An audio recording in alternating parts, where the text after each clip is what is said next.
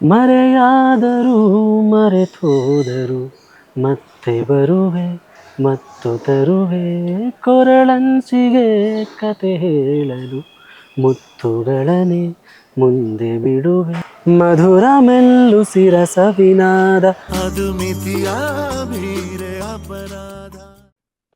S, ಈ ಹಾಡುಗಳನ್ನ ಕೇಳ್ತಾ ಇರುವಾಗ ನಮ್ಗೆಲ್ಲ ಒಂದು ರೀತಿ ಮೈ ರೋಮಾಂಚನ ಆಗುತ್ತೆ. ನಾವ್ಯಾರು ಕೂಡ ಈ ಲೋಕದಲ್ಲಿ ಇರೋದಿಲ್ಲ. ಈ ಸಾಹಿತ್ಯ, ಈ ಹಾಡುಗಳು, ಅಬ್ಬಬ್ಬ, ಇದನ್ನ ಬರೆದಂತಹ ಆ ಕವಿಗೆ ನಿಜಕ್ಕೂ ಒಂದು ಸೆಲ್ಯೂಟ್ ಅನ್ನ ಹೊಡಿಲೇಬೇಕು. ಬನ್ನಿ, ಅವ್ರನ್ನೇ ಮಾತನಾಡಿಸಕ್ಕೆ ಬಂದಿದೀವಿ. ಸೊ ಅವರು ನಮ್ಮನ್ನ ಇಲ್ಲಿಗೆ ಇನ್ವೈಟ್ ಮಾಡಿದ್ರು. ನಾವೀಗ ನಾಗರಬಾವಿಯಲ್ಲಿ ಇದೀವಿ. ಬನ್ನಿ, ಅವ್ರನ್ನ ಮಾತಾಡ್ಸೋಣ.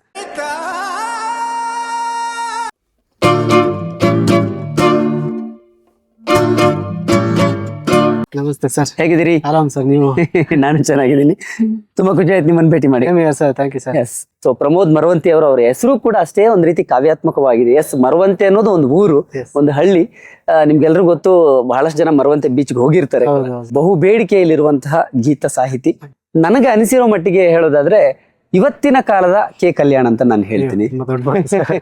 ಹೇಳಿ, ಹಾಡು ಬರೆಯೋದು ಅಂದ್ರೆ ಎಷ್ಟು ಖುಷಿ ನಿಮ್ಗೆ? ಫಸ್ಟ್ ಹಾಡುಗಳಂದ್ರೇನು ತುಂಬಾ ಇಷ್ಟ. ಚಿಕ್ಕಂದಿನಿಂದ ನಾವು ಹಾಡುಗಳ ಜೊತೆ ಬದುಕಿದವರು. ಓಕೆ. ಸೊ ಅಂದ್ರೆ ಹಾಡು ನಾವು ಅದನ್ನ ಕನ್ಸ್ಯೂಮ್ ಮಾಡ್ತಾ ಮಾಡ್ತಾ ಮಾಡ್ತಾ ನಮ್ಗೆ ಯಾವತ್ತೂ ಗೊತ್ತಿರ್ಲಿಲ್ಲ ನಮ್ಗೆ ಈ ತರ ಒಂದು ದಿನ ಬರುತ್ತೆ. ನಾವು ರೈಟರ್ ಆಗಿ ಅದನ್ನ ಕ್ರಿಯೇಟ್ ಮಾಡುವಂತ ಒಂದು ಪ್ರೋಸೆಸ್ ಅಲ್ಲಿ ನಾವು ಭಾಗಿಯಾಗ್ತೀರಿ ಅಂತ ಯಾವತ್ತೂ ಗೊತ್ತೇ ಇಲ್ಲ ನಮ್ಗೆ. ಓಕೆ. ಬಟ್ ಅದು ಶುರು ಮಾಡಿದಾಗ ನನಗೆ ಮುಂಚೆಯಿಂದನೂ ಏನಾದ್ರು ಕ್ರಿಯೇಟಿವ್ ಆಗಿ ಏನಾದ್ರು ಮಾಡೋದು, ಏನಾದ್ರು ಕ್ರಿಯೇಟ್ ಮಾಡೋದು ಅದು ತುಂಬಾ ಇಷ್ಟ. ಏನೋ ಇರೋದನ್ನ ಅನುಕರಣೆ ಮಾಡೋದು ಅದಕ್ಕಿಂತನೂ ಕ್ರಿಯೇಟ್ ಮಾಡೋದು ತುಂಬಾ ಇಷ್ಟ ಆಯ್ತು ನನಗೆ. ಸೊ ಈ ಹಾಡು ಏನೋ ಒಂದು ಹೊಸತು ಹುಟ್ಟುತ್ತಲ್ವಾ, ಆ ಟ್ಯೂನ್ಗೆ ನಾವೇನೋ ಪದ ಕೂಡಿಸಿದಾಗ ಅಲ್ಲೇನೊಂದು ಹೊಸ ಭಾವ ಹುಟ್ಟುತ್ತೆ, ಹೊಸ ಸೌಂಡ್ ಹುಟ್ಟುತ್ತೆ, ಓವರ್ ಆಲ್ ಆಗಿ ಒಂದು ಹಾಡು ಹುಟ್ಟುತ್ತಲ್ಲ, ಅದು ತುಂಬಾ ಅದ್ಭುತವಾದಂತ ಪ್ರಕ್ರಿಯೆ. ಅದು ಒಂದು ಲೈನ್ ಹಿಂಗ್ ಕ್ರ್ಯಾಕ್ ಆಗಿ ಅದಕ್ಕೊಂದು ಅದ್ಭುತವಾದ ಮೀನಿಂಗ್ ಬಂದು ನಮ್ಗೆ ಒಂದು ಕಿಕ್ ಕೊಡುತ್ತೆ ಗೊತ್ತಾ. ಕರೆಕ್ಟ್. ಅದು ಸೂಪರ್. ಅದೊಂದು ರೀತಿ ನಿಮಗೆ ನಶೆ. ಹೌದೌದು. ನೀವು ತುಂಬಾ ದೊಡ್ಡವ್ರ ಜೊತೆ ಕಂಪೇರ್ ಮಾಡ್ಬಿಟ್ರಿ. ಕಲ್ಯಾಣಿ ಸರ್, ಜಯಂತ್ ಸರ್, ಕವಿರಾಜ್ ಅವ್ರ ಆಗಿರ್ಬೋದು, ಹಂಸಲೇಖ ಅವ್ರ, ಇವರೆಲ್ಲ ನಮ್ಗೆ ಅವೆಲ್ಲ ಒಂದು ವಿಶ್ವವಿದ್ಯಾಲಯ. ನಾವ್ ಅವ್ರನ್ನೆಲ್ಲ ನೋಡ್ಕೊಂಡು ಅವ್ರ ಹಾಡುಗಳನ್ನ ಕೇಳ್ಕೊಂಡು ಬಂದಂತವ್ರು. ಅಫ್ಕೋರ್ಸ್ ಕಲ್ಯಾಣ್ ಸರ್ ಆ ಟೈಮಲ್ಲಿ ಬರೋಂತ ಮೆಲಡಿಗಳಿದೆಯಾ, ಹಾಡುಗಳು ಅಮೃತ ವರ್ಷಿಣಿ ಆಗಿರ್ಬಹುದು, ನಮ್ಮೂರ ಮಂದಾರ ಆಗಿರ್ಬಹುದು, ಯಜಮಾನ, ಮೈ ಆಟೋಗ್ರಾಫ್ ಆಗಿರ್ಬಹುದು, ಅಂಡ್ ತುಂಬಾ ಬಹಳಷ್ಟು ಹಾಡುಗಳು. ಇದು ನನ್ನ ಪ್ರೀತಿಯ ಲಾಲಿ ಹಾಡು, ತುಂಬಾ ಸಿನಿಮಾಗಳಲ್ಲಿ ಅವರು ಎಲ್ಲಾ ತರದ ಹಾಡುಗಳನ್ನು ಬರ್ದಿದ್ದಾರೆ. ಸೊ ನನ್ಗೆ ನೀವು ಅವ್ರ ಜೊತೆ ಕಂಪೇರ್ ಮಾಡಿದಾಗ ತುಂಬಾ ನನಗೆ ಮುಜುಗರ ಅನಿಸ್ತು. ಬಟ್ ಒಂದ್ ತುಂಬಾ ಖುಷಿ ವಿಚಾರ ಏನಂದ್ರೆ ಇವತ್ತಿಗೂ ಕಲ್ಯಾಣ್ ಸರ್ ಸಿಕ್ಕರೆ ಎಷ್ಟು ಪ್ರೀತಿಯಿಂದ ಮಾತಾಡಿಸ್ತಾರೆ. ಒಂದೆರಡು ಇಂಟರ್ವ್ಯೂ ಅಲ್ಲೆಲ್ಲ ಮಾತಾಡಿದಾರೆ ಅವರು. ನಾನು ಪ್ರಮೋದ್ ಮರ ತುಂಬಾ ಆತ್ಮೀಯರು ಅಂತ. ಅವರು ಹೌದಾ? ಅಂದ್ರೆ ನಾನು ಗುರುಗಳ ತರ ನೋಡ್ತೀನಿ. ಆತ್ಮೀಯರು ಅನ್ನೋದು ಇದೆಲ್ಲ ತುಂಬಾ ದೊಡ್ಡ ಮಾತು. ಜಯಂತ್ ಸರ್ ಆಗಿರ್ಬೋದು, ಜಯಂತ್ ಸರ್ ಕಲ್ಯಾಣ್ ಸರ್ ಜೊತೆ ಎಲ್ಲ ರೆಗ್ಯುಲರ್ ಆಗಿ, ಇವನ್ ನಾಗೇಂದ್ರ ಪ್ರಸಾದ್ ಸರ್ ಜೊತೆ ಆಗಿರ್ಬೋದು, ರೆಗ್ಯುಲರ್ ಆಗಿ ನಾನು ಮಾತಾಡ್ತಾ ಇರ್ತೀನಿ. ಅವ್ರನ್ನ ತುಂಬಾ ಎಂಕರೇಜ್ ಮಾಡ್ತಾರೆ. ಚೆನ್ನಾಗ್ ಬರೀತೀಯಾ, ಲೈನ್ ಚೆನ್ನಾಗ್ ಬರ್ತಿದ್ಯಾ ಅಂತ. ಸೊ ಅದು ತುಂಬಾ ಎಂಕರೇಜಿಂಗ್ ನನಗೆ ಅಲ್ವಾ. ಲೆಟ್ಸ್ ಸ್ಟಾರ್ಟ್ ವಿತ್ ಈಗ ಸದ್ಯ ಬರ್ತಾ ಇರುವಂತಹ ಸಿನಿಮಾ. ಡಿಸೆಂಬರ್ 12ನೇ ತಾರೀಕು ಡೆವಿಲ್ ಸಿನಿಮಾ ಬರ್ತಾ ಇದೆ. ದರ್ಶನ್ ಅವರ ಸಿನಿಮಾ. ನೀವು ಹಿಂದೆ ದರ್ಶನ್ ಅವರ ಸಿನಿಮಾಗೆ ಬರ್ದಿಲ್ಲ, ಇದು ಮೊದಲನೇ ಬಾರಿ ಬರ್ದಿದ್ರಿ. ಡೆವಿಲ್, ಫಸ್ಟ್ ಡೆವಿಲ್ ಅಂದಾಗ ಏನ್ ನೆನಪಾಗತ್ತೆ ನಿಮ್ಗೆ? ಡೆವಿಲ್ ಅದು ಸುಮ್ನೆ ಡೆವಿಲ್ ಅಂತ ನೋಡಿದಾಗ ನಮ್ಗೆ ಬೇರೆ. ಬಟ್ ಈ ಡೆವಿಲ್ ಅಂತ ದರ್ಶನ್ ಸರ್ ಸಿನಿಮಾ ಟೈಟಲ್ ಅಂತ ನೋಡಿದಾಗ, ಏನೇ ಒಂದು ಟೈಟಲ್ ಇಟ್ರು ಅದು ದರ್ಶನ್ ಸರ್ ಸಿನಿಮಾ ಅಂತ ಹಿಂಗ್ ಟೈಟಲ್ ಇಟ್ಟಾಗ ಆ ಹೆಸರಿನ ತೂಕ ಜಾಸ್ತಿ ಆಗ್ತಾ ಹೋಗುತ್ತೆ. ದಿನೇ ದಿನೇ ದಿನೇ ಬೆಳಿತಾ ಹೋಗುತ್ತೆ ಟೈಟಲ್.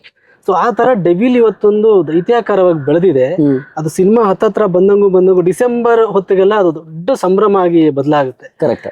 ಸೊ ನನಗೆ ಗೊತ್ತಿರ್ಲಿಲ್ಲ ಅದು ಅನೌನ್ಸ್ ಆದಾಗ. ನಿಜವಾಗ್ಲೂ ನನಗೆ ಯಾವಾಗ್ಲೂ ಆಸೆ ಇತ್ತು, ಒಂದಿಷ್ಟು ಸ್ಟಾರ್ಸ್ ಗಳಿಗೆ ಬರೀಬೇಕು ಅನ್ನೋದು ಆಸೆ ಇವತ್ತು ಇದೆ. ಒಂದಿಷ್ಟು ಪೆಂಡಿಂಗ್ ಇದೆ. ಸುದೀಪ್ ಸರ್ ಆಗಿರ್ಬೋದು, ಯಶ್ ಅವ್ರ ಆಗಿರ್ಬೋದು, ದರ್ಶನ್ ಸರ್, ಇವ್ರದೆಲ್ಲ ಪೆಂಡಿಂಗ್ ಇದೆ. ನಾನು ಶಿವಣ್ಣ, ಅಪ್ಪು ಸರ್, ಗಣೇಶ್ ಅವರು, ಧ್ರುವ ಸರ್, ಇವ್ರದೆಲ್ಲ ಕವರ್ ಮಾಡಿ. ಇವ್ರ ಒಂದ್ 3-4 ಜನದ್ದು ಪೆಂಡಿಂಗ್ ಇತ್ತು. ಅದ್ರಲ್ಲಿ ದರ್ಶನ್ ಸರ್ದು ಹೌದು. ಬಟ್ ನಾನು ಯಾವಾಗ್ಲೂ ಎಕ್ಸ್ಪೆಕ್ಟ್ ಮಾಡಿಲ್ಲ ಯಾವಾಗ ಬರೀತೀನಿ ಏನು ಅನ್ನೋದು, ಎಕ್ಸ್ಪೆಕ್ಟೇಷನ್ ಇರ್ಲಿಲ್ಲ. ಬಟ್ ಡೆವಿಲ್ ಅಲ್ಲಿ ನನಗೆ ಫಸ್ಟ್ ಅಜ್ಜು ಸರ್ ಕಾಲ್ ಮಾಡಿ ಹಿಂಗೆ ಹೇಳಿದಾಗ ನಾನು ಅವಾಗ್ಲೂ ನನ್ನ ಎಕ್ಸ್ಪೆಕ್ಟೇಷನ್ ಇಟ್ಕೊಂಡಿಲ್ಲ, ನಾನು ಬರೀತೀನಿ ಇದನ್ನ ಅಂತ. Okay, let's give a try ಅನ್ನೋ ತರನೇ ಶುರು ಮಾಡಿದ್ದು. ಒಂದು ನಿರಾತಂಕವಾಗಿ ಶುರು ಮಾಡಿದ್ದು. ಏನು ನರ್ವಸ್ನೆಸ್ ಇಲ್ಲ, ಏನಿಲ್ಲ, ಆರಾಮಾಗೆ ಶುರು ಮಾಡಿದೆ. ಬಟ್ ನಾನು ಒಂದ್ಸತಿ ನಾನು ಪ್ರಕಾಶ್ ಸರ್ ಜೊತೆ ಫಸ್ಟ್ ವರ್ಷನ್ ಕಳ್ಸಿದ್ಮೇಲೆ ಐ ಫೆಲ್ಟ್ ವೆರಿ ಕಂಫರ್ಟೇಬಲ್. ಅಂದ್ರೆ ದೊಡ್ಡ ಡೈರೆಕ್ಟರು, ಅವರ ಸಿನಿಮಾಗಳನ್ನ ನೋಡ್ಕೊಂಡ್ ಬೆಳೆದು ನಾನು. ರಿಷಿ, ಖುಷಿ, ವಂಶಿ ಆಗಿರ್ಬೋದು, ಮಿಲನ ಆಗಿರ್ಬೋದು, ರೀಸೆಂಟ್ ತಾರಕ್ ಸಿದ್ಧಾರ್ಥ ಎಲ್ಲ. So, ಈ ಎಲ್ಲಾ ಸಿನಿಮಾಗಳ ನಿಮ್ಗೆ ಎಲ್ಲಾ ಹಾಡುಗಳು ಹಿಟ್ಟು. ಅಂಡ್ ಆ ಹಾಡುಗಳು ಹಿಟ್ ಆಗೋದಕ್ಕೆ ಮ್ಯೂಸಿಕ್ ಡೈರೆಕ್ಟರ್ಸ್ ಜೊತೆಗೆ ಇವರ ಟೇಸ್ಟ್ ತುಂಬಾ ಮುಖ್ಯ ಆಗಿದೆ. ಸೊ ಇವ್ರು ಒಳ್ಳೆ ಟೇಸ್ಟ್ ಇರೋ ನಿರ್ದೇಶಕರು ಅನ್ನೋದು ನನಗೆ ಗೊತ್ತಿತ್ತು. ಹಾಗಾಗಿ ಅವ್ರ ಜೊತೆ ಫಸ್ಟ್ ಮಾತಾಡಿದಾಗ್ಲೇ ನನಗೆ ನಾನು ತುಂಬಾ ಅಂದ್ರೆ ಸ್ವಲ್ಪ ನರ್ವಸ್ ಅಲ್ಲಿ ಇದ್ದೆ ಫಸ್ಟಿಗೆ. ಅವ್ರ ಜೊತೆ ಮಾತಾಡಿದಾಗ ಹೇಗೆ ಏನು ಅಂತ ಗೊತ್ತಿರಲಿಲ್ಲ. ದೊಡ್ಡ ಡೈರೆಕ್ಟರ್, ಬಟ್ ಅವ್ರು ತುಂಬಾ ಕಂಫರ್ಟೇಬಲ್ ಮಾಡಿ ನನ್ನ ತುಂಬಾ ಈಸಿಯಾಗಿ ಪ್ರೋಸೆಸ್ ಆಯ್ತು. ಅದು ನನಗೆ ಫ್ರೀಡಮ್ ಕೊಟ್ಟು ನನ್ನ ಒಂದು ಕ್ರಿಯೇಟಿವಿಟಿನ ಹಾಡಲ್ಲಿ ಹಾಕೋ ಒಂದು ಅವಕಾಶ ತುಂಬಾ ಚೆನ್ನಾಗಿ ಕೊಟ್ರು ನನಗೆ. ಈಗ ಏನ್ ರಿಲೀಸ್ ಆಗಿದೆ ಇದಕ್ಕೂ ಮುಂಚೆ ಇನ್ನೊಂದು ಹಾಡು ಬರ್ದಿದ್ದು ನಾವು, ಫಸ್ಟ್ ಅದನ್ನ ಮಾಡಿದ್ವಿ. ಸೊ ಆ ಹಾಡಲ್ಲಿ ನನಗೆ ತುಂಬಾ ಚೆನ್ನಾಗಿ ರ್ಯಾಪ್ ಬಿಲ್ಡ್ ಆಯ್ತು. ಹಂಗಾಗಿ ನಮ್ಗೆ ಅವ್ರು ಇನ್ನೊಂದು ಸಾಂಗ್ನ ಕೊಟ್ಟು ಅದು ಚೆನ್ನಾಗಾಯ್ತು. ಮರೆಯಾದರೂ ಮರೆತೋದರು ಮತ್ತೆ ಬರುವೆ ಮತ್ತು ತರುವೆ ಕೊರಳನ್ಸಿಗೆ ಕತೆ ಹೇಳಲು ಮುತ್ತುಗಳನೆ ಮುಂದೆ ಬಿಡುವೆ ಇದೇಕೆ ದಗದಗೆಯ ತಂದ ಆ ನಗೆಯು ನಿಂದೆ ಜಗಮಗಿಸೋ ನೀನು ಬೇಕೀಗ ನಂಗೇನೆ. ಓಕೆ, ಈಗ ಸದ್ಯಕ್ಕೆ ಒಂದ್ ಸಾಂಗ್ ರಿಲೀಸ್ ಆಗಿದೆ.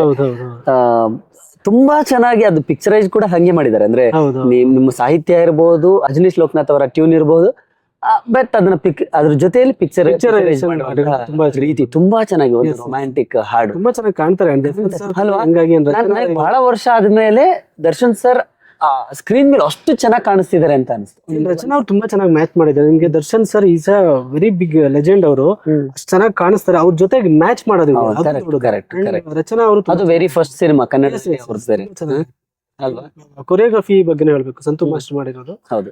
And Sudhakar sir visuals, cinematography ಅದ್ಭುತ, ತುಂಬಾ ಚೆನ್ನಾಗಿ ಬಂದಿದೆ ಅಲ್ವಾ. ನಾನು ಸರ್ ಹೇಳಿದೆ, ಪ್ರಕಾಶ್ ಸರ್ಗೆ, ಸರ್ ಲಿರಿಕಲ್ ನೋಡಿದಾಗ್ಲೇ ವಿಡಿಯೋ ನೋಡ್ದಂಗೆ ಅನಿಸ್ತಿದೆ. ಹೌದು, ಫೋಟೋಗಳಲ್ಲೂ ಆ ಕಳೆ ಇದೆ ಸರ್. ಅದು ಹೌದು, ಸೂಪರ್ ಆಗಿ ಬಂದಿದೆ ಅಂತ ನಂಗೆ ತುಂಬಾ ಖುಷಿ ಆಯ್ತು. ವಿಜುವಲ್ ನಾನು ರಿಲೀಸ್ ಆದಾಗ್ಲೇ ಫಸ್ಟ್ ನೋಡಿದ್ದು, ತುಂಬಾ ಎಕ್ಸೈಟ್ ಆದ. ಕರೆಕ್ಟ್. ಅದ್ರಲ್ಲಿ ಅವ್ರು ಹಾಕಿರೋದು ಕೆಲವು ವಿಜುವಲ್ಸ್ ಮಾತ್ರ. ಬಟ್ ಆದ್ರೆ ನೀವ್ ಹೇಳ್ದಂಗೆ ಕರೆಕ್ಟ್, ಅದು ಆ ಹಾಡನ್ನು ನೋಡುವಾಗ ಲಿರಿಕಲ್ ಸಾಂಗ್ಗೆ ಒಂದು ವಿಜುವಲ್ ನೋಡಿದ ಫೀಲೇ ಇದೆ.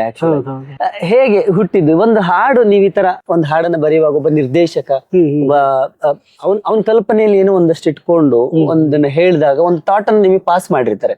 ಆ ಹಾಡನ್ನ ಬರೆಯುವಾಗ ನಿಮ್ಗೊಂದು ಅದೊಂದು ತಲೆಯಲ್ಲಿ ಒಂದು ಪ್ರೋಸೆಸ್ ಆಗ್ತಿರುತ್ತಲ್ವಾ? ಹೇಗೆ ಹುಟ್ಟುತ್ತೆ ಈ ತರ ಹಾಡುಗಳು? ಹಾಡು ಹುಟ್ಟೋ ಪ್ರೋಸೆಸ್ ಅಲ್ಲಿ ನಮ್ಗೆ ಯಾವಾಗ್ಲೂ ಒಂದು ಇನ್ಸ್ಪಿರೇಷನ್ ಅಂತ ಹೇಳ್ತೀವಲ್ಲ, ಅದು ತುಂಬಾ ಮುಖ್ಯ ಆಗುತ್ತೆ ಸರ್.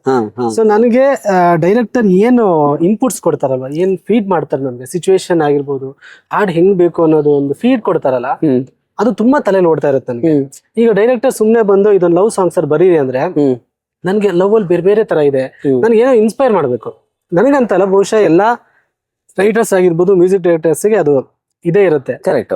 ಇನ್ಸ್ಪೈರ್ ಮಾಡ್ಬೇಕು, ಏನೋ ಒಂದು ಇದು ಮಾಡ್ಬೇಕು. ಸೊ ನೀವು ಮೋರ್ ಇನ್ಸ್ಪೈರ್ ಮಾಡ್ತೀರಾ, ನೀವು ಪಾಸಿಟಿವಿಟಿ ನಮಗೆ ಪಾಸ್ ಮಾಡ್ತೀರಾ ಡೈರೆಕ್ಟರ್ ಆಗಿ ಅಥವಾ ಮ್ಯೂಸಿಕ್ ಡೈರೆಕ್ಟರ್ ಆಗಿ, ಇಲ್ಲಿ ಕೆಲಸಗಳು ಅಷ್ಟು ಈಸಿ ಆಗಿದೆ, ಚೆನ್ನಾಗಿ ಬರುತ್ತೆ ಕೆಲಸ.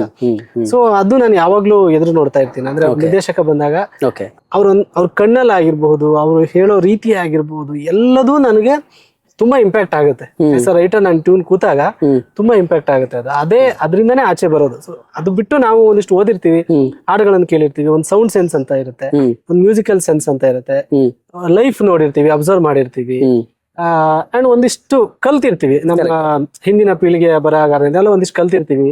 ಅದೆಲ್ಲ ಆಚೆ ಬರ್ಬೇಕು ಅಂದ್ರೆ ಈ ಒಂದು ಇನ್ಸ್ಪಿರೇಷನ್ ಏನೋ ಬರ್ಬೇಕು, ಏನೋ ಒಂದು ಬಂದು ಕೈ ಹಾಕಿ ಆಚೆ ತೆಗಿಬೇಕು. ಡೆವಿಲ್ ಸಿನಿಮಾದ ಈ ಹಾಡೆ ಈಗ ಫಾರ್ ಎಕ್ಸಾಂಪಲ್ ಮೊದಲೆಲ್ಲ ಈಗ ಬರೆಯುವಾಗ ಸಾಮಾನ್ಯವಾಗಿ ಕವಿಗಳು, ಗೀತ ಸಾಹಿತಿಗಳು ಯಾರು ಇರ್ಬೋದು, ಅವರು ಎಲ್ಲಾದ್ರೂ ಒಂದು ಗ್ರೀನರಿ ಇರುವಂತ ಪ್ರಶಾಂತವಾದ ಸ್ಥಳದಲ್ಲಿ ಕೂತ್ಕೊಂಡು ಬರೆಯುವಂತ ಪ್ರಕ್ರಿಯೆ. ಸಿನಿಮಾ ಸ್ಟೋರಿಗಳನ್ನು ಕೂಡ ಅವಾಗ ಹಾಗೆ ಬರಿತಾ ಇದ್ರು. ಇವಾಗೆಲ್ಲ ಹೋಟೆಲ್ಗಳಲ್ಲಿ ಕೂತ್ಕೊಂಡು 4 ಗೋಡೆ ಮಧ್ಯೆ ಬರೀತಾರೆ. ಬಟ್ ಮೊದಲೆಲ್ಲ ಹೊರಗಡೆ ಹೋಗ್ತಿದ್ರು, ಔಟ್ಡೋರ್ ಹೋಗಿ ಅಲ್ಲಿ ಕೂತ್ಕೊಂಡು ಬರೆಯುವಂತ ಪ್ರಕ್ರಿಯೆ.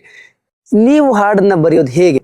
ಅದೇ ತುಂಬಾ ಜನ ಹೇಳ್ತಾರೆ, ಅಂದ್ರೆ ವಿಶಾಲ ಜಾಗಕ್ಕೆ ಹೋದಾಗ ನಿಮ್ಗೆ ಬೇರೆ ಬೇರೆ ಥಾಟ್ಸ್ ಬರುತ್ತೆ ಅಂತ ಹೇಳ್ತಾರೆ. ಬಟ್ ನಂದು ಮೈಂಡ್ ಹೆಂಗೆ ಅಂದ್ರೆ, ನನ್ಗೆ ಸ್ವಲ್ಪ ಕ್ಲೋಸ್ಡ್ ಆಗೇ ಇರ್ಬೇಕು. ಬಟ್ ನೀವು ಬೆಳೆದಂತ ವಾತಾವರಣ ಅಂತದ್ದು. ಹೌದು, ಬಟ್ ನನಗೆ ನಾನು ಸಮುದ್ರ ಎದುರುಗಡೆ ಹೋಗಿ ಕೂತ್ಕೊಂಡ್ರೆ ನನ್ ಮೈಂಡು ಎಷ್ಟು ಖುಷಿ ಆಗುತ್ತೆ ಅಥವಾ ಎಷ್ಟು ಎಕ್ಸೈಟ್ ಆಗ್ಬಿಡುತ್ತೆ ಅಂದ್ರೆ ಅದು ಬರೆಯೋದೇ ಇಲ್ಲ. ಅದು ನನ್ಗೆ ಅಲ್ಲಿ ಏನಂದ್ರೆ, ಅಲ್ಲಿ ಹೋದಾಗ ನಾನು ನನ್ನ ಇಲ್ಲಿ ಕೆಲಸ ಮಾಡೋದ್ಕಿಂತ ಅದನ್ನ ಸವಿಬೇಕು ಅನ್ನೋದು ನಾ ಮಗು ತರ ಆಗ್ಬಿಡುತ್ತೆ. ನಾನು ಕವಿ ಅನ್ನೋದು ಮರ್ತು ಒಂದ್ ಮಗು ತರ ಆಗ್ಬಿಡುತ್ತೆ. ಸಮುದ್ರದ ಹತ್ರ ಹೋದಾಗ ನೀರಲ್ಲಿ ಆಡೋದಾಗಿರ್ಬೋದು, ಅಥವಾ ಸಮುದ್ರ ನಾನು 1-2 ಸತಿ ಟ್ರೈ ಮಾಡಿದೀನಿ, ಹೋಗಿ ಕೂತ್ಕೊಂಡ್ ಬರೆಯಕ್ ಟ್ರೈ ಮಾಡಿದೀನಿ, ಬಟ್ ನನ್ಗೆ ಆಗಿಲ್ಲ ಅಲ್ಲಿ. ಹೌದಾ? ಅದೇನೋ ಒಂದು ರೇರ್ ಕ್ವಾಲಿಟಿ ಇದು. ಸೊ ನನ್ಗೆ ಯಾವಾಗ್ಲೂ ಒಂದು ಸ್ಪೇಸ್ ಅಲ್ಲಿ ಕೂತಿರ್ಬೇಕು. ನನಗೆ ಲೈಟ್ ತುಂಬಾ ಮ್ಯಾಟರ್ ಆಗುತ್ತೆ. ಕೆಲವೊಂದು ಬೆಳಿಗ್ಗೆ ಅರ್ಲಿ ಮಾರ್ನಿಂಗ್ ನಾನು ಸ್ವಲ್ಪ ಬ್ರೈಟ್ ಲೈಟ್ ಇದ್ರೆ ನನಗೆ ಚೆನ್ನಾಗಿ ಇದಾಗುತ್ತೆ. ಆಮೇಲೆ ನಾನು ಏನ್ ಮಾಡ್ತೀನಿ, ಅಥವಾ ಕೆಲವೊಂದು ಸಾಂಗ್ ಗಳಿಗೆ ಸ್ವಲ್ಪ ಲೈಟ್ ಡಿಮ್ ಮಾಡ್ಕೋತೀನಿ. ಮ್ಯೂಸಿಕ್ ಡೈರೆಕ್ಟರ್ಸ್ ಎಲ್ಲ ನೀವು ಸ್ಟುಡಿಯೋದಲ್ಲಿ ನೋಡಿರ್ಬೋದು. ಲೈಟ್ ನನಗೆ ಆ ಲೈಟ್ ಯಾವಾಗ್ಲೂ ತುಂಬಾ ಜಾಸ್ತಿ ಲೈಟ್ ಇದ್ದಷ್ಟು ಸ್ವಲ್ಪ ಡಿವೇಟ್ ಆಗುತ್ತೆ ಮೈಂಡ್. ಸೊ ಲೈಟ್ ಮೋರ್ ನನ್ನ ಟೇಬಲ್ ಮೇಲೆ ಇದ್ರೆ ಸ್ವಲ್ಪ ಈ ಯೆಲ್ಲೋ ಲೈಟ್ ನಾವೇನು ಎಲ್ಲ ಹಂಚಿನ ಮನೆಯಲ್ಲಿ ಯೂಸ್ ಮಾಡ್ತೀವಿ, ಆ ಲೈಟ್ ಬಂದಾಗ ನನ್ಗೆ ಏನೋ ಒಂಥರ ಚೆನ್ನಾಗಿ ವರ್ಕ್ ಆಗುತ್ತೆ ತಲೆ. ಅದು ಗೊತ್ತಿಲ್ಲ. ನಾನು ಯೂಶುವಲಿ ಸ್ವಲ್ಪ ಕ್ಲೋಸ್ ರೂಮ್ ಅಲ್ಲಿ ಬರ್ದು, ಅಂದ್ರೆ ಆಕ್ಚುಲಿ ಗೊತ್ತಿಲ್ಲ, ನಾನು ಮುಂಚೆಯಿಂದ ಆಚೆ ಕುತ್ಕೊಂಡು ಬರ್ದಿದ್ರೆ. ಈಗ ಕುವೆಂಪು ಅವರೆಲ್ಲ ಅಲ್ಲಿ ವಾತಾವರಣ ಕುತ್ಕೊಂಡು ಅವರೆಲ್ಲ ಹಕ್ಕಿ ಬೆಟ್ಟ ಗುಡ್ಡ ಅದ್ರ ಬಗ್ಗೆ ಎಲ್ಲ ಬರೋದು. ಸೊ ನಮ್ದು ಸಿನಿಮಾ ಸಾಹಿತ್ಯ ಏನಾಗುತ್ತೆ ನಮ್ಗೆ, ಈಗ ನಾನು ಎಲ್ಲೋ ಕುತ್ಕೊಂಡು ಸ್ಟುಡಿಯೋದೆಲ್ಲ ಕುತ್ಕೊಂಡ್ ಬರೀಬೇಕು. ಸರ್ ಬನ್ನಿ ಸರ್ ಎಲ್ಲೋ ಆಚೆ ಹೋಗೋಣ ಅಂತ ಕರ್ಕೊಂಡು ಹೋಗಿ, ನಾನು ಇಷ್ಟೊಳಗೆ ಒಂದ್ 2 ಸಿನಿಮಾಗಳಿಗೆ ಅಷ್ಟೇ ಆಚೆ ಹೋಗಿ ರೆಸಾರ್ಟ್ ಅಲ್ಲೆಲ್ಲ ಕುತ್ಕೊಂಡು ಬರ್ದಿರೋದು. ಅಲ್ಲಿ ಹೋದ್ರು ಕೂಡ ಅಲ್ಲಿ ಮತ್ತೆ ಸ್ಟುಡಿಯೋ ಒಳಗಡೆ ಮ್ಯೂಸಿಕ್ ಡೈರೆಕ್ಟರ್ಸ್ ಸಿಸ್ಟಮ್ ನಿಮ್ಗೆ ಆಚೆ ತಂದು ಇಟ್ಕೊಳಕ್ ಆಗಲ್ಲ, ಸೌಂಡ್ ಮ್ಯಾಟರ್ ಆಗುತ್ತೆ. ಹಂಗಾಗಿ ಮೈಂಡ್ ಪ್ರಾಬಬ್ಲಿ ಅದು ಇದಾಗ್ಬಿಟ್ಟಿದೆ, ಟ್ಯೂನ್ ಆಗ್ಬಿಟ್ಟಿದೆ ಅದು. ಸೊ ಈ ಸಿನಿಮಾದಲ್ಲಿ 2 ಹಾಡು ಬರ್ದಿದ್ದಲ್ವಾ? ಇನ್ನೊಂದು ಹಾಡು ಇನ್ನು ರಿಲೀಸ್ ಆಗಿಲ್ಲ. ಅದು ರೊಮ್ಯಾಂಟಿಕ್ ನಂಬರ್ ಇನ್ನು ರಿಲೀಸ್ ಆಗಿಲ್ಲ. ಈ ಮಧ್ಯದಲ್ಲಿ ದರ್ಶನ್ ಅವ್ರನ್ನ ಭೇಟಿ ಮಾಡಿದ್ರ? ಯಾಕಂದ್ರೆ ನಿಮ್ಮ ಆಸೆ, ನೀವು ಅವಾಗ್ಲೇ ಹೇಳಿದ್ರಿ ಸ್ಟಾರ್ಗಳ ಜೊತೆ ಸ್ಟಾರ್ಗಳ ಸಿನಿಮಾಗಳಿಗೆ ಬರಿಬೇಕಂತ. ಅಫ್ಕೋರ್ಸ್ ಒಂದು ಸ್ಟಾರ್ಗಳ ಸಿನಿಮಾಗಳಿಗೆ ಬರೆಯುವಾಗ ಅಲ್ಲೊಂದಷ್ಟು ಚಾಲೆಂಜಸ್ ಖಂಡಿತ ಇರುತ್ತೆ. ಸೊ ದರ್ಶನ್ ಅವ್ರನ್ನ ಭೇಟಿ ಮಾಡಿಲ್ಲ? ಇಲ್ಲ, ಭೇಟಿ ಮಾಡಕ್ ಆಗ್ಲಿಲ್ಲ. ಹೌದಾ? ನನ್ಗೆ ಬಟ್ ಆ ಹಾಡಿನ ಬಗ್ಗೆ ಅವರು ರಿಯಾಕ್ಟ್ ಮಾಡಿರೋದು ವಾಯ್ಸ್ ನೋಟ್ ನನಗೆ ಅಜನೀಶ್ ಸರ್ಗೆ ಕಳಿಸಿರೋದನ್ನ ಅವ್ರು ನನಗೆ ಕೇಳಿಸಿದ್ರು. ಏನ್ ಹೇಳಿದ್ರು?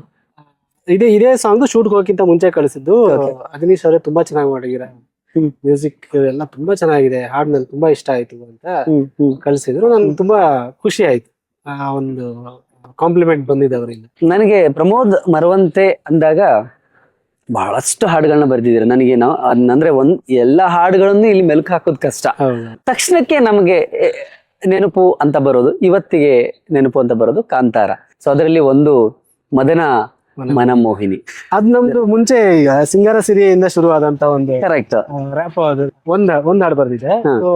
ಸಿಂಗಾರ ಸಿರಿ ಆದ್ಮೇಲೆ ಮತ್ತೆ ನಮ್ಗೆ ನೆಕ್ಸ್ಟ್ ಒಂದು ಬಂದಾಗ ಒಂದು ಚಾಲೆಂಜ್ ಇದ್ದೇ ಇರುತ್ತೆ. ಹೌದು. ಸೊ ಹೆಂಗೆ ಏನು ಅಂತ. ಸೊ ನಾನು ವೇಟ್ ಮಾಡ್ತಿದ್ದೆ ಆ ಹಾಡು ಹೆಂಗ್ ಬರುತ್ತೆ ಅನ್ನೋದೊಂದು. ಸೊ ನನ್ಗೆ ಟ್ಯೂನ್ ಆಲ್ಮೋಸ್ಟ್ ಒಂದು ಮೇ ತಿಂಗಳಲ್ಲಿ ಟ್ಯೂನ್ ಬಂದಿದ್ದು. ಬಟ್ ನಾವು ಫೈನಲ್ ಮಾಡಿದ್ದು almost September last year, May 2025. But ಒಂದು 5-6 ಮಂತ್ ಆಯ್ತು ಅದು ಪ್ರೋಸೆಸ್ ಅದರಲ್ಲಿ. ಬಿಕಾಸ್ ಅವ್ರು ಶೂಟ್ ಅಲ್ಲಿ ಇದ್ರು ಅಂಡ್ ಸಾಂಗ್ ಆಲ್ರೆಡಿ ಶೂಟ್ ಮಾಡ್ಕೊಂಡ್ ಬಂದ್ರು ಅವರು. ವಿತ್ ಟ್ಯೂನ್ ಸಾಂಗ್ ಶೂಟ್ ಮಾಡ್ಕೊಂಡ್ ಬಂದ್ರು, ವಿತೌಟ್ ಲಿರಿಕ್ಸ್. ಲಿಪ್ ಇರ್ಲಿಲ್ಲ. ಹಂಗಾಗಿ ಅವ್ರ ಸಿನಿಮಾದಲ್ಲಿ ಏನ್ ಬೇಕು ಅದೆಲ್ಲ ನಿಮ್ಗೆ ಕತೆ ಎಲ್ಲೋ ಲಿಪ್ ಮೂಮೆಂಟ್ ಇಲ್ವಲ್ಲ, ಎಲ್ಲ ಬಹುತೇಕ ಹಾಡುಗಳಲ್ಲಿ ಹಂಗೆ ಕತೆ ಫ್ಲೋ ಆಗೋದ್ರಿಂದ ಅವ್ರಿಗೆ ಲಿರಿಕ್ಸ್ ಏನು ಅವಶ್ಯಕತೆ ಅಷ್ಟಿರಲ್ಲ.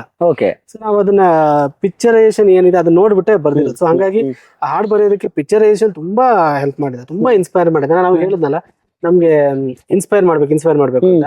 ಇಲ್ಲಿ ನಿಮ್ಗೆ ಪಿಕ್ಚರೈಸೇಷನ್ ಇದ್ದಾಗ ಅದು ಎಕ್ಸ್ಟ್ರಾ ಇನ್ಸ್ಪೈರ್. ಅಂದ್ರೆ ನೀವು ಆಲ್ರೆಡಿ ವಿಜುವಲೈಸ್ ಆಗಿರುವಂತ ಹಾಡನ್ನ ನೋಡ್ಕೊಂಡು ಲಿರಿಕ್ಸ್, ಇದು ಒಂದು ಹೊಸ ಪ್ರೋಸೆಸ್ ಅಲ್ವಾ ಇದು? ಎಸ್, ಹೌದು. ಈವನ್ ಸಿಂಗಾರ ಸೀರೆನೂ ಹಂಗೆ ಆಗಿದ್ದು. ಹೌದಾ? ಫಸ್ಟ್ ನನ್ಗೆ ತೋರಿಸಿದ್ರು ಅವರು. ಕೂಡ ಲಿಪ್ ಥಿಂಕ್ ಮಾಡೋದು ಏನಿಲ್ಲ. ಕರೆಕ್ಟ್. ಸೊ ಹಂಗೆ ಆಗಿದ್ದು. ಅದೇ ಲಾಸ್ಟ್ ಸೆಪ್ಟೆಂಬರ್ ಎಂಡ್ ಅಲ್ಲಿ ಇನ್ನೇನು ಸಿನಿಮಾ ರಿಲೀಸ್ ಟೈಮ್ ಅಲ್ಲಿ ಅದು ಫೈನಲ್ ಆಗಿದ್ದು ಲಿರಿಕ್ಸ್. ತುಂಬಾ ವರ್ಷನ್ಸ್ ಎಲ್ಲ ಬರ್ದು ಅಂಡ್ ಹೆಂಗ್ ವರ್ಕ್ ಅಂದ್ರೆ ನಮ್ಗೊಂದು ಭಯ ಇರುತ್ತೆ ಗೊತ್ತಾ, ಒಂದು ದೊಡ್ಡ ಹಿಟ್ ಆದಾಗ, ಸಿಂಗಾರ ಸರಿ ಅಂತ ದೊಡ್ಡ ಹಿಟ್ ಆದಾಗ ಒಂದು ಎಕ್ಸ್ಪೆಕ್ಟೇಷನ್ ಇರುತ್ತೆ, ಅದನ್ನ ಮೀಟ್ ಮಾಡ್ಬೇಕು. ಅದ್ರ ಜೊತೆಗೆ ಈ ಸತಿ ಎಲ್ಲಾ ಲ್ಯಾಂಗ್ವೇಜಸ್ ಇದಿರುತ್ತೆ. ಟ್ಯೂನ್ ಅಂತ ಬಂದಾಗ ಅವ್ರ ಎಲ್ಲಾ ಲ್ಯಾಂಗ್ವೇಜಸ್ಗೂ ಮ್ಯಾಚ್ ಆಗೋ ತರ ಟ್ಯೂನ್ ಮಾಡಬಹುದು. ಅದೆಲ್ಲ ಚಾಲೆಂಜಸ್. ಸಿಂಗಾರ ಸಿರಿಯ ಬರೆಯುವಾಗ ಬರೀ ಕನ್ನಡ ಅಂತ ವೆರಿ ಟ್ರೂ. ಸೊ ಅದ್ ನಾವು ಮೇಜರ್ ಸೌಂಡಿಂಗ್ ಆಗಿರ್ಬೋದು ಅಂಡ್ ಪಿಕ್ಚರೇಷನ್ ಕೂರ್ಬೇಕು, ಆ ಸಾಂಗ್ ನ ಮೀರಿದೇನೋ ಒಂದು ಆಗ್ಬೇಕು. ಈ ತರದೆಲ್ಲ ತಲೆಲಿದ್ದಾಗ ನಮ್ಗೆ ತುಂಬಾ ವರ್ಷನ್ಸ್ ಮಾಡಿ ರಿಷಬ್ ಸರ್ ನಾವೆಲ್ಲ ಡಿಸ್ಕಸ್ ಮಾಡಿ ಲಾಸ್ಟ್ಗೆ ಕತೆಗೆ ಎಲ್ಲದಕ್ಕೂ ಸೂಟ್ ಆಗೋ ತರ ಮದನ ಮನಮೋಹಿನಿ ಫೈನಲ್ ಆಗಿದ್ದು. ಮಧುರ ಮೆಲ್ಲು ಸಿರಸ ವಿನಾದ ಅದು ಮಿತಿಯ ಮೀರೆ ಅಪರಾಧ, ಎದೆಯ ಒಳಗೆ ಇರು ಕಿಡಿಯಿಂದ ಶುರು ಮಾಡು ಚಂದ ಬೆಳಕೊಂದ, ಮತ್ತೆ ಮತ್ತೆ ಮತ್ತು ಬರೋ ಹಾಗೆಯೇ. ಸೊ ಎಲ್ಲರಿಗೂ ಎಲ್ಲಾ ಆಪರ್ಚುನಿಟಿಗಳು ಅಷ್ಟು ಬೇಗ ಸಿಗೋದಿಲ್ಲ. ಬಟ್ ನಿಮಗೆ ನಾನು ಅನ್ಕೊಳ್ಳೋ ಪ್ರಕಾರ ಇವರು ಸೋ ಲಕ್ಕಿ ಅಂತ ಅನ್ಸುತ್ತೆ. ಕರಿಯರ್ ಶುರು ಮಾಡಿ ಬಹಳ ಕಡಿಮೆ ಅವಧಿಯಲ್ಲೇ ತುಂಬಾ ದೊಡ್ಡ ಸಿನಿಮಾಗಳಿಗೆ ಬರೆಯುವಂತ ಅವಕಾಶ, ಒಂದು ದೊಡ್ಡ ಪ್ರಾಜೆಕ್ಟ್, ಒಂದು ದೊಡ್ಡ ಫ್ರಾಂಚೈಸಿ ಬರೆಯುವಾಗ. ಸೊ ಇವತ್ತು ಈ ಸಿನಿಮಾ ಆಗಿರುವಂತಹ ಸಕ್ಸಸ್, ರೀಚ್ ಆಗಿರೋದು ನೋಡಿದಾಗ ಏನ್ ಅನ್ಸುತ್ತೆ? ಅದೇ ಯಾವಾಗ್ಲೂ ನೀವು ಹೇಳ್ದಂಗೆ ಬ್ಲೆಸ್ಸಿಂಗ್ ಅನ್ಸೋದು. ನಾನು ಅಣ್ಣ ಅವ್ರನ್ನೆಲ್ಲ ಆರಾಧಿಸ್ಕೊಂಡು ಬಂದವನು. ಅಣ್ಣ ಅವ್ರ ಸಿನಿಮಾಗಳದ್ದು ಸಿಕ್ಕಾಪಟ್ಟೆ ಇಷ್ಟ. ಅಪ್ಪು ಸರ್ ಅಂದ್ರೆ ಸಿಕ್ಕಾಪಟ್ಟೆ ಇಷ್ಟ. ಹ್ಮ್. ಅಣ್ಣವ್ರನ್ನಂತೂ ನೋಡಿಲ್ಲ, ಬಟ್ ಅಣ್ಣವ್ರ ಸಿನಿಮಾಗಂತೂ ವರ್ಕ್ ಮಾಡಕ್ ಆಗಿರ್ಲಿಲ್ಲ ನಮ್ಗೆ. ಬಟ್ ಅಪ್ಪು ಇವತ್ತಿನ ಜನರೇಷನ್ ಯಾರಿಗೂ ಆಗಿಲ್ಲ ಬಿಡಿ. ಅದೇ ಅಪ್ಪು ಸರ್ ಸಿನಿಮಾಗೆ ವರ್ಕ್ ಮಾಡ್ಬೇಕು ಅಂತ ಆಸೆ ಇತ್ತು. ಬಟ್ ಫಸ್ಟ್ ಸಿನಿಮಾನೇ ನಿಮ್ಗೆ ಅಂಜನಿ ಪುತ್ರ ಅಂತ ಸಿನಿಮಾದಲ್ಲಿ ಅದು ಚಂದ ಚಂದ ನನ್ನ ಹೆಂಡತಿ ಅಂತ ಹಾಡು ಅಷ್ಟು ಬ್ಯೂಟಿಫುಲ್ ಆಗಿ ಪಿಕ್ಚರೈಸ್ ಹೌದು, ಎಷ್ಟು ಅಲ್ಲಿ ಆ ಸಿನಿಮಾದಲ್ಲೇ ನನಗೆ ಒಂದು ಆಂಜನೇಯನ ಆಶೀರ್ವಾದ, ಅಂಜನಿ ಪುತ್ರ, ಇನ್ನೊಂದು ಅಪ್ಪು ಸರ್ ಬ್ಲೆಸ್ಸಿಂಗ್, ಅಣ್ಣವ್ರ ಬ್ಲೆಸ್ಸಿಂಗ್ ಎಲ್ಲ ಸಿಕ್ಕಿತ್ತು ನನಗೆ. ಹಂಗಾಗಿ ನನಗೆ ಆ ಬ್ಲೆಸ್ಸಿಂಗ್ ಕ್ಯಾರಿ ಆಗ್ತಾ ಬಂತು ಅಂತ ಹೇಳ್ಬೋದು. ಹಂಗಾಗಿ ನಾನು ವೆರಿ ಲಕ್ಕಿ ಫೀಲ್ ಮಾಡ್ತೀನಿ ಅದು ಆ ವಿಚಾರದಲ್ಲಿ. ಫಸ್ಟ್ ಸಿನಿಮಾನೇ ಅಂತ ಸೂಪರ್ ಸ್ಟಾರ್ ಸಿನಿಮಾ. ಡೈರೆಕ್ಟರ್ ಕೂಡ ಹರ್ಷ ಮಾಸ್ಟರ್, ರವಿ ಬಸೂರ್ ಅವರು ಮ್ಯೂಸಿಕ್ ಡೈರೆಕ್ಟರ್. ಹೌದು, ಅದು ಕರ್ಕೊಂಬಂತು ಇಲ್ಲಿ ತನಕ. ಓಕೆ. ಇವತ್ತು ಏನ್ ಅನ್ಸುತ್ತೆ ಕಾಂತಾರ ಅನ್ನುವಂತ ಒಂದು ದೊಡ್ಡ ಸಕ್ಸಸ್ ಅನ್ನ ನೋಡುವಾಗ ನಿಮ್ಗೆ ಏನ್ ಅನ್ಸುತ್ತೆ ಈ ಕ್ಷಣ? ತುಂಬಾ ಖುಷಿ ಅನ್ಸುತ್ತೆ. ಅಂಡ್ ಎಷ್ಟೊಂದು ಎಫರ್ಟ್ ಹಾಕಿದ್ದಾರೆ. ಅಂಬಾಳೆ ಆಗಿರ್ಬೋದು, ರಿಷಬ್ ಸರ್ ಆಗಿರ್ಬೋದು, and DOP, art department, production designer, music director ಆಗಿರ್ಬೋದು. ಇದ್ರ ಜೊತೆಗೆ ಹಿಂದೆ ಅಸಿಸ್ಟೆಂಟ್ ಡೈರೆಕ್ಟರ್ಸ್, ಹಿಂದೆ ಒಂದು ಫೋಟೋ ಬಿಟ್ಟಿದ್ದಾರೆ, assistant directors and associate co directors. ಅವರೆಲ್ಲ ಕೆಲಸ ಮಾಡೋದು ನಾನು ಈ ಸತಿ ಆಲ್ಮೋಸ್ಟ್ 1 ತಿಂಗಳು ಅಲ್ಲೇ ಕುಂದಾಪುರದಲ್ಲಿ ಇದ್ದೆ. ಹಂಗಾಗಿ ಅವರೆಲ್ಲ ವರ್ಕ್ ಮಾಡೋದು ನೋಡಿದೀನಿ ನಾನು. ಹಗಲು ರಾತ್ರಿ ನಿದ್ದೆಯಿಂದ ಕೆಲಸ ಮಾಡಿದ್ದಾರೆ. ಸೊ ಪ್ರತಿಯೊಬ್ಬ ಕಾಂತಾರ ಚಾಪ್ಟರ್ 1 ಶೂಟಿಂಗ್ ಸೆಟ್ಗೆ ಹೋಗ್ತಿದ್ರ ನೀವು? ನಾನ್ ಸೆಟ್ಗೆ ಹೋಗ್ತಿರ್ಲಿಲ್ಲ, ಒಂದ್ಸತಿ ಸೆಟ್ಗೆ ಹೋಗಿದ್ದೆ. ಓಕೆ. ಬಟ್ ನಾನು ಎಡಿಟಿಂಗ್ ಆಫೀಸ್ ಅಲ್ಲಿ ಮತ್ತೆ ಅಲ್ಲೇ ಮ್ಯೂಸಿಕ್ ಡೈರೆಕ್ಟರ್ ಅಲ್ಲೇ ನಡೀತಾ ಇತ್ತು. ಹೌದು ಹೌದು. ಸೊ ಆಲ್ಮೋಸ್ಟ್ 1 ಮಂತ್ ನಾನು ಎವ್ರಿ ಈವ್ನಿಂಗ್ ಹೋಗ್ತಿದ್ದೆ. ಓಕೆ. ಸಂಜೆ ಅಷ್ಟೊತ್ತಿಗೆ ಹೋಗಿ ಒಂದಿಷ್ಟು ವರ್ಷನ್ಸ್ ಬರೆಯೋದು, ಅಜ್ಜು ಸರ್ ಜೊತೆ ಡಿಸ್ಕಸ್ ಮಾಡೋದು, ರಿಷಬ್ ಸರ್ ಸಿಕ್ಕರೆ ಅವರು ಡಿಸ್ಕಸ್ ಮಾಡೋರು, ಅವ್ರು ನನಗೆ ಇನ್ಪುಟ್ಸ್ ಕೊಡೋರು. ನಾನು ಹೋಗ್ತಾ ಇದ್ದಿದ್ದೆ ಮೇನ್ ಅದಕ್ಕೆ. ಅಂದ್ರೆ ಅಲ್ಲಿ ಕೂತ್ಕೊಂಡು ನಾನು ಬರ್ದಿರೋ ತೋರಿಸಿದಾಗ ಅವ್ರು ಇನ್ಪುಟ್ಸ್ ಕೊಡ್ತಾರೆ. ನೆಕ್ಸ್ಟ್ ಹೆಂಗ್ ಹೋಗ್ಬೇಕು ಅಂತ ನನಗೆ ಗೊತ್ತಾಗುತ್ತೆ. ಅಥವಾ ಅವ್ರು ಏನೋ ಒಂದಿಷ್ಟು ವಿಚಾರಗಳು ಹೇಳೋದು, ಅದ್ರಲ್ಲಿ ಏನೋ ಒಂದು ಥಾಟ್ ಬರೋದು. ಹಂಗಾಗಿ ಹೋಗ್ತಿದ್ದೆ ನಾನು. ಅಲ್ಲಿ ನಾನು ಇವರೆಲ್ಲ ವರ್ಕ್ ಮಾಡೋದು ನೋಡಿದೀನಿ. ಎಡಿಟರ್ ಆಗಿರ್ಬೋದು ಸೂರಿ ಅಂತ, ಕರೆಕ್ಟ್, ಅವ್ರು ಆಗಿರ್ಬೋದು. ಇನ್ನೊಂದಿಷ್ಟು ಜನ ಟ್ರೈಲರ್ ಕಟ್ ಮಾಡ್ತಾ ಇದ್ರು, ಒಂದಿಷ್ಟು ಜನ ಪ್ರಮೋಷನ್ಸ್ ಬಗ್ಗೆ ಇದ್ ಮಾಡ್ತಿದ್ರು, ಮೇಕಿಂಗ್ ಬಗ್ಗೆ ಒಂದಿಷ್ಟು ಕೆಲಸ ನಡೀತಿತ್ತು. ಓವರ್ ಆಲ್ ಎಲ್ಲ ಕೆಲಸ ನಡೀತಾ ಇರೋದು ರಿಷಬ್ ಸರ್ ಅದನ್ನ ಹ್ಯಾಂಡಲ್ ಮಾಡೋ ರೀತಿ ಅದೆಲ್ಲ ನನ್ಗೆ ತುಂಬಾ. ಅಂಡ್ ಅಜನಿ ಸರ್ ಇಲ್ಲಿ BGM ಮಾಡ್ತಾ ಇದ್ರು. BGM ಮಾಡಿದಾಗ ಒಂದೊಂದು ಸೀನ್ ಗಳನ್ನ ತೋರ್ಸೋರು, ಇದು ಹೆಂಗ್ ಅನಿಸ್ತಿದೆ ಅಂತ ಇನ್ಪುಟ್ಸ್ ತಗೊಳ್ಳೋರು. ಅದ್ ನನ್ಗೆ ತುಂಬಾ ವಾವ್ ಅನಿಸ್ತು ನನಗೆ. ಈ ಒಂದು ಪಾರ್ಟ್ ಆಗ್ಬೇಕಲ್ವಾ. ಎಲ್ರಿಗೂ ಕೂಡ ನಮಸ್ಕಾರಗಳು. ಈ ನಮ್ಮ ಡೈಲಿ ಮಾಧ್ಯಮ, ನಮ್ಮ ಸ್ನೇಹಿತ, ಸುಮಾರು ವರ್ಷದ ಗೆಳೆಯ, ಅಜಾತ ಶತ್ರು, ಸದಾ ನಗುಮುಖದ ವ್ಯಕ್ತಿತ್ವ. ಏನಾದರೂ ಹೊಸದಾಗಿ ಸಮಾಜಕ್ಕೆ ಕೊಡಬೇಕು, ಪತ್ರಿಕೋದ್ಯಮದಲ್ಲಿ ತನ್ನ ಹೆಸರನ್ನು ಚಿರಾಯು ಮಾಡಬೇಕು ಅಂತ ಆಸೆ ಪಡುವಂಥ, ತುಡಿತಾ ಇರುವಂಥ ಉತ್ಸಾಹಿ ಯುವಕ ನನ್ನ ಗೆಳೆಯ ಅಶೋಕ್ ಅವರ ಕನಸಿನ ಕೂಸಿದು ಡೈಲಿ ಮಾಧ್ಯಮ. ನನ್ನ ಮನಸಾರೆ, ನನ್ನ ಸಂಪೂರ್ಣ ಹೃದಯದಿಂದ ನಾನು ಶುಭವನ್ನು ಕೋರ್ತಾ ಇದ್ದೀನಿ. ಈ ಮಾಧ್ಯಮವನ್ನು ನೀವೆಲ್ಲರೂ ಕೂಡ ಪ್ರೀತಿಯಿಂದ ಸಬ್ಸ್ಕ್ರೈಬ್ ಮಾಡಿ ಬೆಳೆಸಿ. ನನಗೆ ಖಂಡಿತ ನಂಬಿಕೆ ಇದೆ, ನಿಮಗೆ ನಿರಾಶೆ ಮಾಡದ ರೀತಿಯಲ್ಲಿ ಒಳ್ಳೊಳ್ಳೆ ಕಂಟೆಂಟ್ ಓರಿಯೆಂಟೆಡ್ ವಿಷಯಗಳನ್ನು ನಮ್ಮ ಅಶೋಕ್ ಅವರ ನೇತೃತ್ವದಲ್ಲಿ ಈ ತಂಡ ಕೊಡ್ತೇನೆ ನಂಬಿಕೆ ಇದೆ. ನಾನು ಅವರ ಜೊತೆ ಕೈ ಜೋಡಿಸ್ತೀನಿ, ನೀವುಗಳು ಕೂಡ ಅವ್ರ ಜೊತೆ ಕೈ ಜೋಡಿಸಿ ಒಟ್ಟಿಗೆ ನಮ್ಮ ಡೈಲಿ ಮಾಧ್ಯಮವನ್ನು ನಾವು ಬೆಳೆಸೋಣ. ಧನ್ಯವಾದ.